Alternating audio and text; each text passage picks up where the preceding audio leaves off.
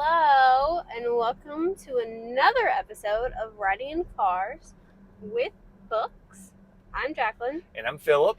And today we are discussing Supergirl, Volume 1, Misadventures in Midvale. Dun, dun, dun. This is written by Sophie Campbell and art by mostly Sophie Campbell. Okay. Directed by Sophie Campbell. So, Stylized by Sophie if you don't know, this is Supergirl. And she's got all these super pets. We'll get to that. Kara Zor-El is a key member of the super family in Metropolis. But what happens when she strikes out on her own? Follow her as she returns to her roots in Midvale, only to find the town already has a Supergirl protecting it. How could this be? Dun, dun, dun. Can Kara stop the impostor before they steal her fresh start in her whole life? So I feel like we're dealing with that for the first 3 or 4 issues of this trade. Yes, that is. And then it kind of goes into some other things. But that's the whole point. But most of the point is her impostor. Right. Or she is, what did they nickname her? I don't Phony remember. Girl? Phony Girl, yeah. But yeah, she goes home and her parents don't remember who she is, and there's already someone saving people. Yeah, they don't know who she is at all because there's already a Linda Danvers and a Supergirl. Yeah, but she's not Linda Danvers anymore. Right. Not to be confusing. But also, we get the Shark Princess. Not once, but twice.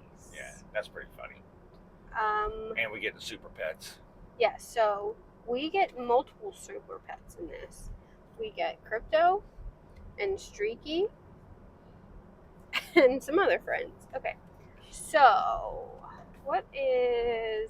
here's Linda Danvers. She looks like Velma. He's pretty funny. And they're fighting over who is Supergirl.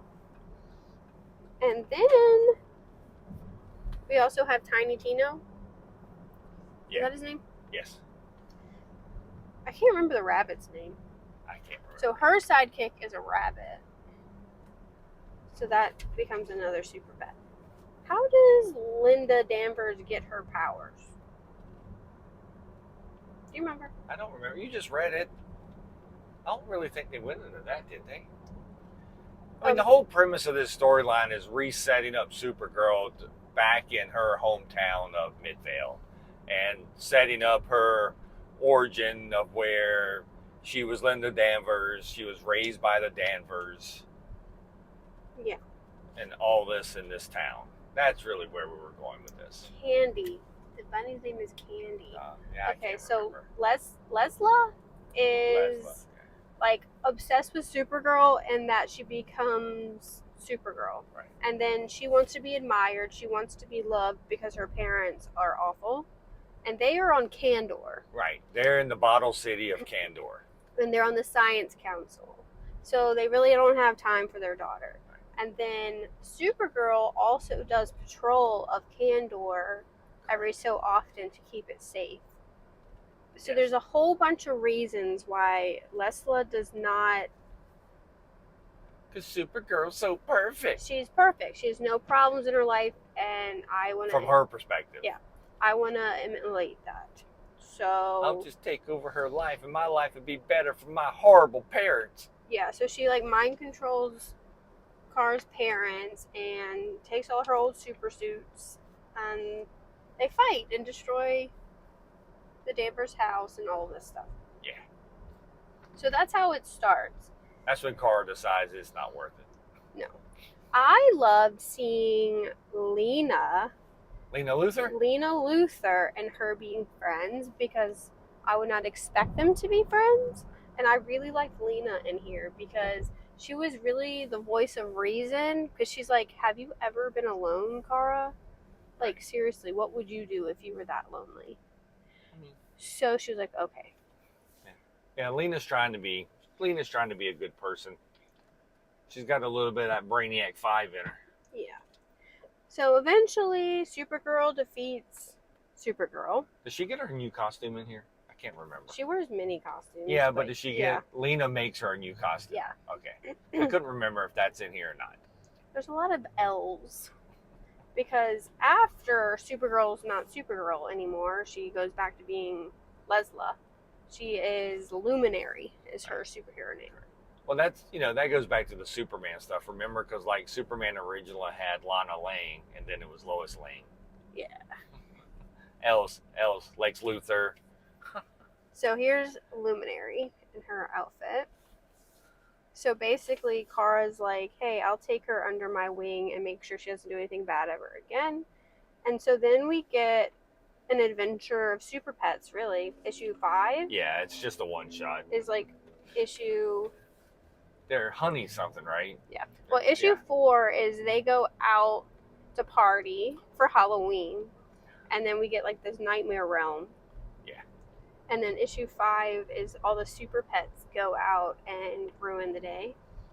They don't or save the day. Save the day. Streaky's got an MO. It's a cat. It's a cat. It's a cat, man. So that was a lot of fun. We meet some other characters. I'm just rambling at this point, but Yeah, you're good. I really enjoyed, because I feel like this is a really good starting point. If you've never read Supergirl, you can really just jump in. And it's a fun Supergirl It too, is. right? Like there's superheroes, there's villains, there's family, but it's not an over-the-top, stupid Superman villain. Right. It's her own villain. right. Overall, is a very fun book and grounded book that I think they did a good job with, and you kind of expand on Kara's other origins, right? Like when she came to Earth, she didn't, she ended up finding her own family and all that stuff, and it kind of hails back to my favorite run of The Peter David run with the Gary Frank art. It kind of goes back to that because that was really the whole Linda Danvers setup and how that works with that family and all that stuff. So. And I think issue 6 sets up like another villain or more to come, but I'm not sure if it just ends. It sets it up. If it ends here. But this is where you get a different artist. So she is in like a nightmare realm. It kind of started at the end of issue 4. We just get a synopsis, and then it kind of takes a super pet breather. Right. And then we go back to the nightmare realm, and in the nightmare realm is a different artist. It's Rosie Campe, maybe? Yeah. And so she keeps like passing out and having these nightmares, and she fights it by being a good person, essentially. And that story that goes back through some of Kara's when she was a Red Lantern and things like that. So it's all things that's happened into her past that comes back to her. So. Night Flame. That's the villain. Night Flame. I enjoyed this. It also goes back to Clark not really being there for her. It's like all of her nightmares were re-highlighted in this issue. But drugs. And then she makes a new friend. So she has Lena Luthor, and then Lesla and her become friends, and then we have Aura. Wait, no, that's not her name. Luna. It's another L. She can see auras and stuff. Right.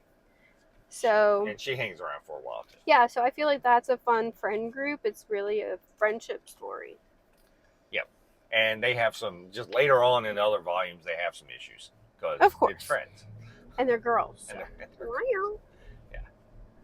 But it's a very good jumping on point for Supergirl if you're trying to figure out where, like, if you don't want to just go, like, everything right now is being talked about Woman of Tomorrow, but if you don't really want to go anything that deep, this is a very good explanation of who she is. Yeah, you get a quick rundown of who she is, where she came from, her powers, her history, and her super friends. Right. Our next thing will be Woman of Tomorrow, and that one will probably be a little bit longer because I've got lots to talk about. Especially with the movie coming out. Yeah. Movie! Bilquis Ively did a variant cover for this book, and it is gorgeous. It's pretty. Gorgeous. I love Sophie Campbell's art in this, too. Yeah. It was really colorful and bright, and It works well. I mean, it really works like that page there. I love this page. This is one of her outfits while her costume was destroyed. And that's a throwback to an old. We're talking an old Supergirl costume, like from the Adventures days. Yeah. Like that is way old. Not. That's not our new one. That is a way old costume that she brought back out. Yeah. No, but I really enjoyed this. This was a fun, quick read. And I love Crypto and Streaky and Little Ape. What was his name?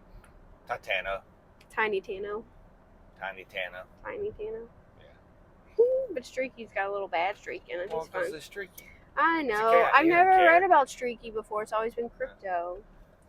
And she also has a horse. We Yeah. haven't got to the horse, of Oh. course.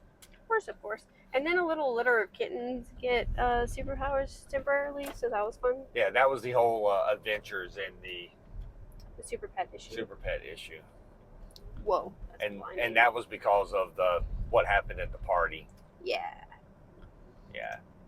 It all There's wraps ramifications. together. There's ramifications that keep popping up from Yeah. that. Yeah. So it's a good time. I'll keep reading it. Good job. Are you still reading this? Are you caught up? Yeah, I'm caught up. Look at you, fancy pants. I'm caught up on Supergirl. Supergirl. All right. I think that is all. Next week we'll be back with more Supergirl. Supergirl. Wrap it up. Is it next? Yeah, next week We'll is be the wrap. filming it before we see the movie, so no spoilers. Well, we're going to go see the movie like on day 1-1. Day -1. Day -1. I'm just saying we're not going to spoil the movie in our video. No, we won't spoil the movie. Of course not. Because we'll only be talking about the book. Exactly. We'll spoil the book in our video.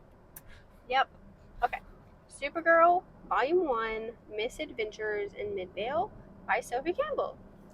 Check it out! Woohoo! Whoa. That's a low price. This is what happens when you ride in cars with Phillip. I don't know what you're talking about. Okay, bye! Bye.